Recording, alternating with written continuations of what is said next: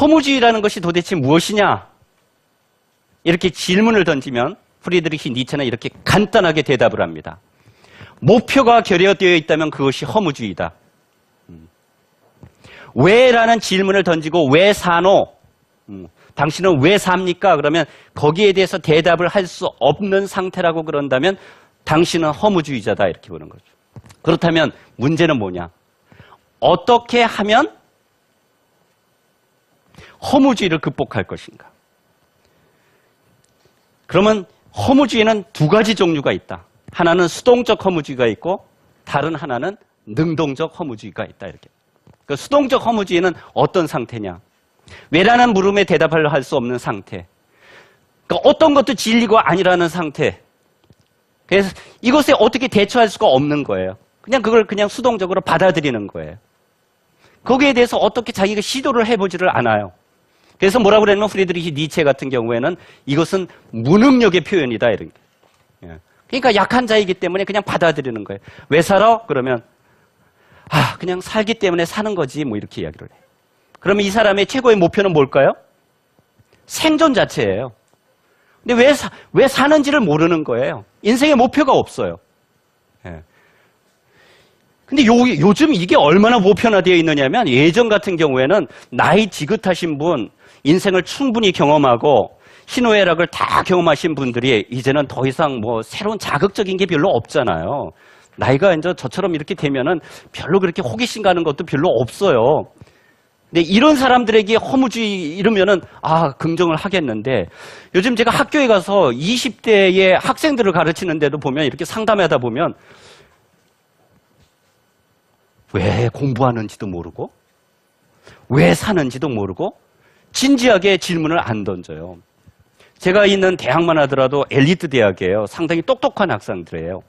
근데 똑똑한 것보다 훨씬 더 문제가 심각한 건 무엇인 줄 아십니까? 이 똑똑함을 어디다 써야 되는지, 인생의 목표가 무엇인지를 고민하는 태도가 훨씬 더 중요한 것이라는 거죠. 근데 수동적 허무주의는 뭐냐면 어떤 거 해도 별거 아니야. 이런 태도. 이건 약함의 표현이다. 이렇게 하는 거죠. 그렇기 때문에 이것을 능동적 허무주의로 전환할 줄 알아야 된다. 이게 참 제가 이제 위험한 철학자라는 것은 뭐라고 그러느냐면 제가 학생들한테 이런 얘기를 합니다. 부모가 시키는 대로 하면은 절대 자유인이 되지 못한다. 거역할 줄 알아라. 인생을 정도로 살면은 절대 자기 삶의 주인이 되지 못한다. 약간 삐딱하게 일탈해라. 그러니까 학생들이 우리 교수님이 삐딱하게 살래. 노선에서 좀 일탈하래. 이게 중요한 겁니다. 그러니까 nothing is true라는 것은 한편으로는 최고의 가치가 없다는 것을 의미하지만 능동적으로 이걸 해석하면 뭐가 됩니까? 내가 무엇인가를 시도할 수 있다. 내가 내 삶의 목표를 스스로 설정할 수 있다는 것을 의미합니다. 프리드리히 니체가 이런 이야기를 했어요. 인간은 어찌 보면 의미 없는 존재다. 근데 의미 없는 존재가 의미가 있는 이유가 있다. 의미 없는 존재가 의미 있는 이유는 딱 한 가지다. 의미에 대한 질문을 던질 줄 안다. 의미 없는 존재의 의미 부여가 바로 너의 삶이다. 네 삶이 가치가 있는가 없는가는 누가 결정합니까? 자기 자신이 결정하는 거다. 항상 형이상하고 뭐를 추구합니까? 진리를 탐구합니다. 진리를 탐구하다 보면 이제 프리드리히 니체처럼 2000년이 지나고 난 다음에 어떤 철학이 나올 수 있느냐면 그 진리라는 것이 실질적으로는 누구나 모두 확인하고 검증할 수 있는 것이 아니라 하나의 해석에 불과하다라는 것을 인식할 수 있다는 거예요. 2000년이 지나고 나니까 여러분들 이전에는 어떻게 봤습니까? 지구는 평평한 줄 알았어요. 지구가 중심인 줄 알았어요. 태양이 오히려 지구를 중심으로 도는 줄 알았어요. 그런데 갈릴레이 이후에 어떻게 됐습니까? 지구는 둥글고 지구가 뭘 중심으로 돌아요? 태양을 중심으로 해서 돌아요. 그 뉴턴의 물리학이 아주 최고의 진리인 줄 알았더니 아인슈타인이 나타났어요. 과학에서조차 패러다임이 끊임없이 변화해 갑니다.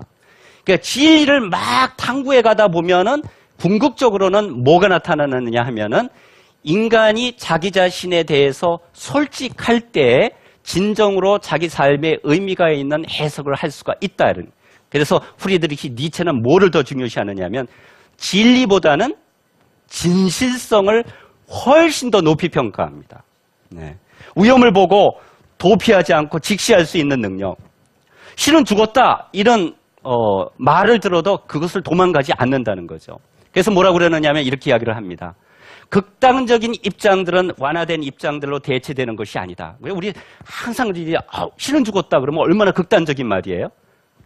신이 죽었다는 것이 딴 뜻이 아니라 이제까지 우리가 추구했던 것들의 믿음이 좀 부족한 거야. 그럼 완화된 입장으로 가는 거잖아요? 아니에요. 다시금 극단적이지만 반대되는 입장들로 대체된다 이렇게 이야기를 합니다. 그래서 뭐라고 그러면 극단적이 되어라 이렇게 이야기를 합니다. 극단적이 되어라. 프리드리히 니체는. 예. 저 보세요. 저 얼마나 극단적입니까? 예. 완전 니체를 찍어 채워나는데요. 근데 극단적이라는 게 뭡니까? 영어로 레디컬하다고 그래요. 레디컬하다. 극단적이다. 그런데 레디컬하다는 뜻은 무슨 뜻인지 아십니까? 뿌리라는 뜻입니다. 어떤 문제를 볼 때 그 뿌리까지 파고들어라 이런 뜻입니다. 근데 대부분의 사람들은 그 끝까지 안 갑니다. 그러면 그냥 눈을 돌립니다. 그러니까 여러분들의 삶에 문제가 있을 때 삶의 문제를 들여다보면은 자기 자신이 원인이라는 것을 아는데도 불구하고 그것을 인정하기가 싫습니다. 뜨거워 그러고 시선을 바꿉니다. 그럼 뭐라고 얘기하느냐? 내가 이렇게 된 거는 엄마 아버지가 나를 잘못 키워서 그런 거야. 엄마 아버지는 나를 잘 키웠는데 내가 시대를 잘못 만났어. 다 이건 뭐예요? 철저하지 못한 거죠. 철저하지. 극단적이 되라는 것은 어떤 문제를 사유하더라도 그 끝까지 밀고 나가봐라 이런 얘기죠. 밀고 나가봐라. 그렇기 때문에 다른 입장들로 대체된다 이러지. 실존에 대한 불쾌가 예전보다 더 크기 때문이 아니라 사람들이 즉 실존에 들어있는 의미에 대해 의심하기 때문에 허무주의가 지금 나타나는 것이다. 여러분들이 뭘 믿지 못하기 때문에 나타나는 거예요? 내가 왜 사는지, 삶의 의미가 무엇인지를 믿지 못하기 때문에 허무주의가 나타나는 것이지 신이 죽었다고 해서 허무주의가 나타나는 것은 아니라는 거죠. 네. 그럼 결국 무슨 문제입니까? 의미의 문제이다. 여러분들은 신이 죽었다는 말이 그렇게 충격적으로 심각하게 받아들이지 않을 수도 있을 것입니다. 그래서 뭐라고 그러느냐? 신은 하나의 해석이다. 신은 하나의 해석이다. 모든 것은 신의 뜻으로 귀결된다. 이렇게 말할 수도 있습니다. 그건 하나의 해석이에요. 세계를 바라보는 관점이에요. 그러니까 유일신을 믿는 사람도 있고 다신을 믿는 사람들도 있고 세계는 수많은 종교들이 있죠. 과거에는 철학의 시대에서 종교의 시대로 갔다가 과학의 시대로 넘어갔습니다.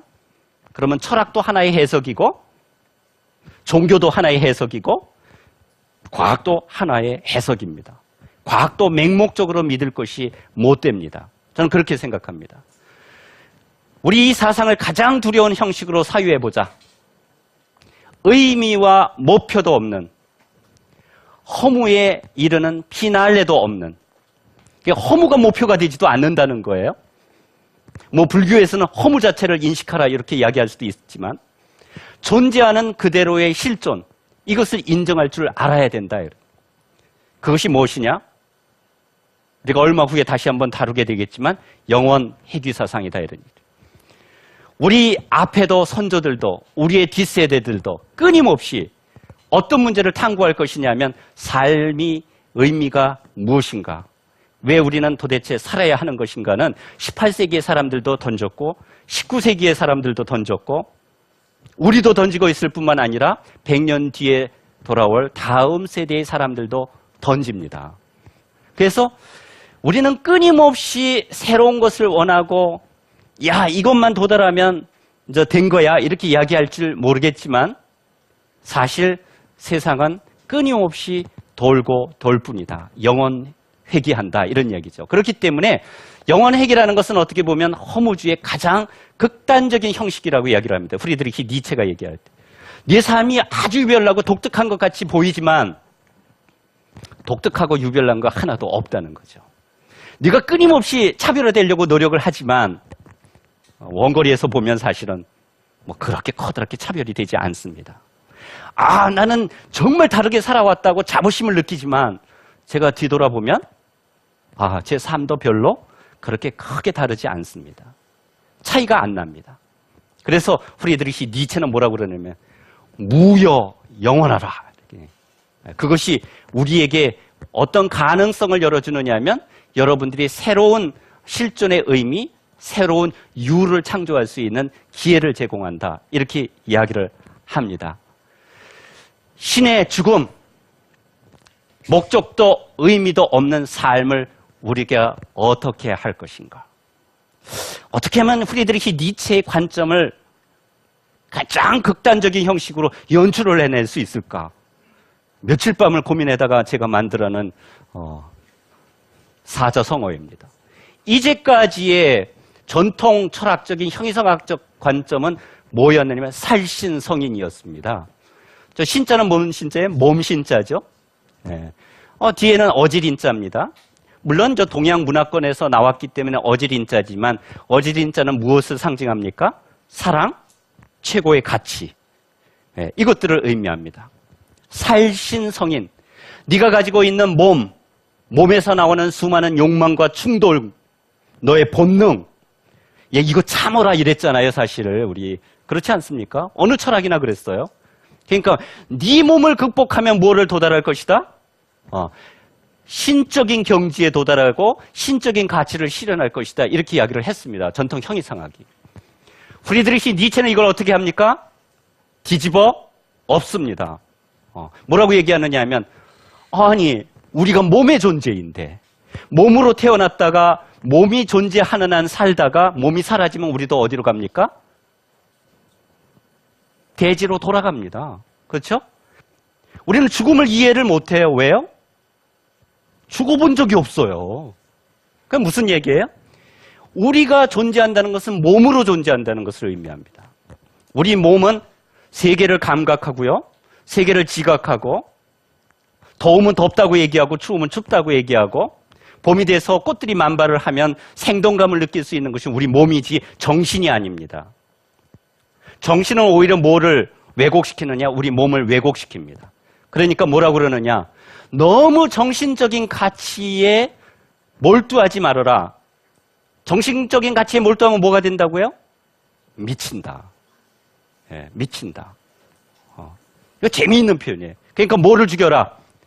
예, 살신성인 두 번째입니다. 예, 그게 뭐예요? 네가 이제까지 앞에 수식어를 붙이겠습니다. 맹목적으로 추구하였던 절대적 가치가 더 이상 가치가 있지 않다는 것을 인식한다면 이게 살신입니다. 그렇죠? 신을 죽인다 이런 얘기죠. 제가 아까 신은 죽었다 자살입니까? 타살입니까? 질문을 던졌잖아요. 니체는 뭐라고 그랬죠? 타살이라고 그랬죠. 누가 죽였어요? 우리가 죽인 거예요. 그러니까 우리가 죽인 거예요. 신을 죽이면 새로운 지평이 열리고 새로운 바다에 물이 차고 태양이 다시 떠오를 것이다. 그러면 누가 된다는 거예요? 성인. 내가 바로 인격이 되고 내가 바로 너의 자아를 찾게 될 것이다. 이것이 프리드리히 니체가 얘기하는 신의 죽음의 핵심입니다. 신의 죽음이라는 너무 충격적이고 너무 선전적인 말에 우리가 헷갈릴 필요가 없습니다. 당황할 필요도 없습니다. 이제까지 2000년 동안 우리 시대를 지배하였던 절대적 가치가 사라진다고 그래서 우리가 혼란스러워할 필요도 없습니다. 그 가치도 우리가 만들어내고 우리가 창조한 것입니다. 단 몇백 년, 몇천 년간 지속될 수 있는 가치를 만들어낸다는 것은 상당히 의미 있는 작업이죠. 가치를 만들어내는 사람들을 뭐라고 그럽니까? 우리가 예술가라고 얘기하죠. 그러니까 프리드리히 니체의 신은 죽었다라는 명제는 달리 표현하면 내가 내 자신의 삶의 예술가가 되어라. 절대적 가치를 더 이상 신뢰하지 않아도 좋다.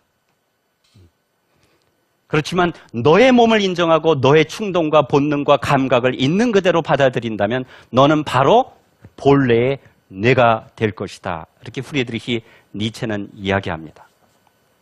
21세기 우리는 어려운 시대를 살고 있습니다. 중심을 잡기가 너무나 힘듭니다. 모든 사람이 소비에 미칠 때 소비를 안 한다는 것도 참 힘듭니다. 그렇죠? 중심을 잡는다는 것은 자기만의 가치를 갖는다는 것을 의미합니다. 신의 죽음이 평범화되고 더 이상 충격적이지 않게 받아들이는 21세기 세속화 시대에 신이 죽었다는 니체의 말이 여러분들의 삶을 다시 한번 돌아보고 여러분들이 여러분들의 삶의 주인이 되고 여러분들의 삶의 예술가가 되기를 진심으로 기원하면서 두 번째 여행을 여기에서 마칠까 생각합니다. 여행을 떠나면 제일 좋은 것이 한 사람만 말하면 이건 여행이 아니에요. 그죠? 네. 같이 걸어가는 사람들하고 대화도 나누고 이렇게 이제 들녘에 피어 있는 꽃도 보면서 야, 저 꽃 참 예쁘지? 뭐 이렇게 이야기를 하면서 걸어가는 것이 훨씬 더 의미가 있다고 생각이 들고요. 그런 의미에서 여러분들 강연 중에 들었던 질문들 또는 의문사항들을 말씀해 주시면 제가 답변해 드리도록 하겠습니다. 저는 무신론자이고 신이 없다고 생각하는데 니체 같은 경우는 신이 죽었다고 하면서 신이 부정한다고 하는데 신을 부정하는데 제 입장에서는 애초에 저렇게 말한 것 자체가 신을 인정한다는 뜻으로 저는 받아들이고 있어요. 네. 과연 니체는 그러면 신에 대해서 어떤 입장이었는지 좀 궁금해집니다. 야, 이제 논리적인 모순 아니냐. 신이 죽으려면 원래부터 있었던 것 아니냐. 이런 뜻이잖아요. 그죠? 어떤 사람이 어떤 사람을 사랑한다고 가정을 합시다. 그런데 남자는 여자를 여전히 사랑을 해요. 근데 여자는 어떤 계기로 인해서 더 이상 남자를 받아들이지도 못하겠고 이해도 못해요. 그렇죠? 그러면 이렇게 표현할 수가 있는 거예요. 네가 나를 사랑하는지는 모르겠고 넌 여전히 내 앞에 있기는 하지만 내 가슴 속에서 너는 죽었어. 이렇게 표현을 하죠. 그러니까 이거는 은유와 이제 상징이라는 거죠. 그러니까 살아있다, 죽었다라는 것은 우선 제 이야기는 상징적으로, 비유적으로 받아들일 문제이지 물리적으로, 생리적으로 받아들일 문제는 아니다 이런 뜻이고요. 두 번째, 그렇다 하더라도 죽으려면 살았어야 되죠, 물론. 그렇죠? 근데 지난 시간에 제가 말씀드린 것처럼 프리드리히 니체는 아주 독실한 기독교적인 집안에서 성장을 했습니다. 아버지가 4대째 목사였고요. 본인도 목사가 되려고 그랬고, 친가 쪽도 목사 집안이고 외가 쪽도 목사 집안이었습니다. 아이러니컬하죠. 이런 집안에서 성장한 프리드리히 니체가 신은 죽었다 이렇게 이야기를 하니까. 그 말은 무슨 소리냐면 사람이 살아가는 데 있어서 궁극적인 무엇인가가 있을 수 있다는 것마저 프리드리히 니체가 부정하고 거부하느냐. 여기에 대해서는 논란의 여지가 많은데 저는 거부하지 않는다. 이렇게 본다는 거예요. 프리드리히 니체는 신의 가능성을 믿는다 이런 얘기죠.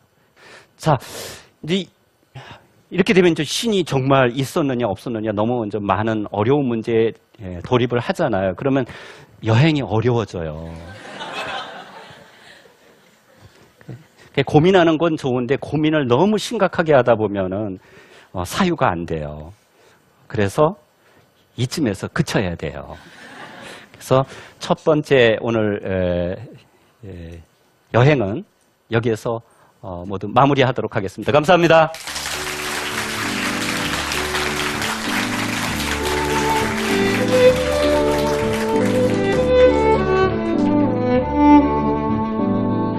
최고의 가치는 영원하고 무한한 것이었어요. 근데 이것들이 다 사라져버렸다 이런 거죠. 이제 지구는 어디를 향해 가고 있는 것일까? 목적도 의미도 없는 삶을 우리가 어떻게 할 것인가? 능동적 허무주의를 추구해라 이렇게 이야기를 하겠죠. 내가 내 삶의 목표를 스스로 설정할 수 있다는 것을 의미합니다. 성인, 내가 바로 인격이 되고 내가 바로 너의 자아를 찾게 될 것이다.